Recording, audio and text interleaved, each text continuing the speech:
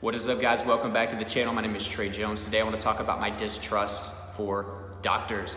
I could not trust doctors whenever I had health anxiety or hypochondria, at least for the most part. When I started to change and develop that trust, things got a lot better, but it took me a very long time and years to get over this. So if you're dealing with this, you are not alone, especially if you're dealing with health anxiety. It's very common. I dealt with it. Many of you are. I hear about it all the time. I get told by my coaching clients that this is something that's very difficult for them. It's very common, okay? So smash that like button down below if you're ready to kick anxiety in the butt. Leave me a comment. Let me know if this is part of the process of recovery from your health anxiety that you are struggling with the most. If you just want to talk about health anxiety or your symptoms, that's welcome too. We're a community. We love each other. I love each and every one of you. So share your story. That's what the comment section is about. So guys, this is very, very difficult. Health anxiety is a complicated monster, okay? I'm not a licensed mental health professional, but I went through this for 5 long years. Now I have this channel. I do coaching for anxiety to show you guys that there is light at the end of the tunnel. And if I overcame this, I know damn sure well you can too, because I was not the strongest of all people. I just had a plan, a strategy, and I stuck with it because patience is the key, all right? Self-love, all right, and patience, 2 things that are super important, and I was able to accomplish that. But guys, I don't replace a mental health professional, so please, I beg you, see a therapist, get with a psychiatrist or psychologist. Make sure that you get the proper diagnosis. If medicine is something that you're thinking about, those are the people that are gonna help you with that, okay? They went to school for that. Also, if you're needing some initial reassurance about your symptoms, always seek a medical doctor to rule out any other issues. So guys, with that being said, I dealt with this for 5 freaking years. Terrible, right? Had just about every symptom and sensation in the book that anxiety can cause, which is hundreds if not thousands of them.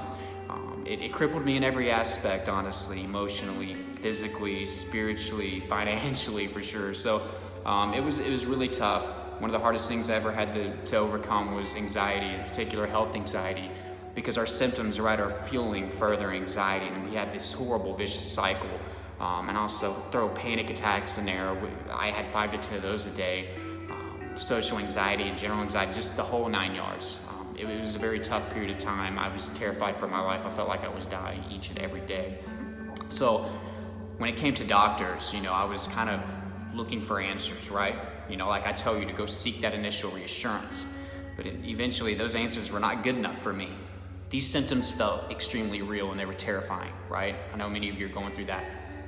They feel real because they are real, okay? Those symptoms are real. Now, are we very sensitive to these symptoms? Sure. Are we hyper aware? Sure, especially if you have health anxiety. Okay, can we make these pains worse by focusing and magnifying on them? Yes, I'm a firm believer in that. Okay, but these symptoms do start with your anxiety. It could be muscle tension, it could be the fight or flight response. I don't know individually what you're dealing with, but in the beginning for me, I was primarily worried about my chest, my heart. I thought I had heart disease. I was having panic attacks that I thought were heart attacks. So from the get-go, that was my main fear, cardiophobia. I was terrified of my heart. This heart is keeping everything going, right? So if there's something wrong with that, that terrified me. I was scared I was gonna die like that. Okay, it started with my first panic attack. So eventually I started going to the doctor, and you would think things would get better. I got some EKGs done, blood work, before getting some more advanced testing. And, I got told that I was fine, and I was just like, my mind was blown. I was so sure they were gonna tell me something horrible, but they said it was anxiety and stress, and that my heart was healthy. And I walked out of that doctor's office like many of you do the first couple times, and I was like, yes, thank you, God, for letting me dodge this bullet. I'm gonna change everything about my life. Thank you so much. I had this new appreciation for life because I literally thought I was dying a few days ago, and I was just happy and felt blessed. But this happens to many of you. It hadn't happened to me. It could happen hours after the doctor's appointment, or it could happen days or even a week or 2. And I say this happens most of the time. I'll give you an example of the alternative. But feeling fine a couple days later, and this happened to me quite a few times. And there's no reason for me to have these symptoms, right? I'm happy. I'm having a good day. I'm living my new life, right? I'm happy. And then I get this chest pain out of nowhere, something that I just got tested for. Maybe the symptoms weren't bad for a little bit because I was on this high, motivated, different state of mind. But these symptoms came back, and I was like, oh my God, this must be real. This is the real heart attack now because I am feeling good, I'm feeling happy, but why am I having these chest pains? Something that confuses the crap out of people. I accepted that I had anxiety. I knew it was anxiety, the doctor told me. But now I'm having this chest pain again because I don't understand anxiety. I didn't at the time. My subconscious mind did not heal just from the doctor saying, you're fine, okay? That fear was so real, it got embedded in there. My subconscious mind, days after the appointment, was still trying to send signals to my body to create symptoms because it is still stressed out. I hadn't fixed the problem. I didn't figure out the root cause or work on it. I didn't change my lifestyle up too much. As a result, I still had symptoms. So I was like, they must have missed something. You know what? They missed something. They did. And that's what many of you are going through, all right? We're not trusting the professionals, the people that went to school for like 8 years at least, for doctors anyways. We were having a difficult time with that, and I did too. So we go back for more reassurance. We go back. And the first few times we're feeling good each time that we're told that we're fine, especially when it's a different set of symptoms that we're worried about. But we keep noticing this, like we go back home and then we still have these symptoms because our subconscious hasn't been fixed. Consciously, we're happy, right? We're like, oh, thank God I dodged a bullet. But subconsciously, I haven't gotten fixed. Our subconscious mind lags. It's very habitual. What have I done to change my situation? Nothing. Like many of you haven't done anything after the doctor told you were fine. Okay, your subconscious mind is not happy. It's still living in fear. That's been embedded deep. So you got to do some work on that. So the symptoms can continue to happen. And you need to understand that. But this throws everybody off. So the distrust gets stronger, the paranoia gets stronger. Eventually you're going to the doctors and you're no longer even happy right after the appointment when they tell you you're fine. You're like, yeah, that's what the last 20 doctor visits or the last 20 doctors told me. So whenever you're not happy, you start seeking different opinions from different types of doctors. You start going to other cities. You know what I mean? Like you're looking for everything. Your mind is trying to attach to anything negative, any doubt, any paranoia, any distrust that it can. Okay? And until I was able to be like, look, Trey, look at the past 4 years. What has having distrust in the doctors done for me? What has not finally accepting anxiety done for me? What has not focusing on these symptoms done for me? Nothing. There has to come a point for you to where you're like, look, I'm gonna go with the professionals. Because think about it. Dr. Trey, me, I was diagnosing myself with something new each and every day. Many of you are doing the same. And all it takes is a Google search. Oh yeah, I have that. I have this. I mean, there was a time where I thought I had heart disease and like 3 different types of cancer at once. Yeah, at once. Oh, and AIDS as well mixed in there. You know, somehow I was surviving all of those issues.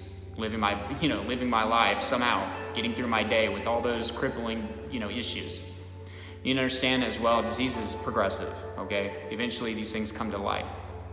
But please put your trust in the doctors. These tests are very, very effective.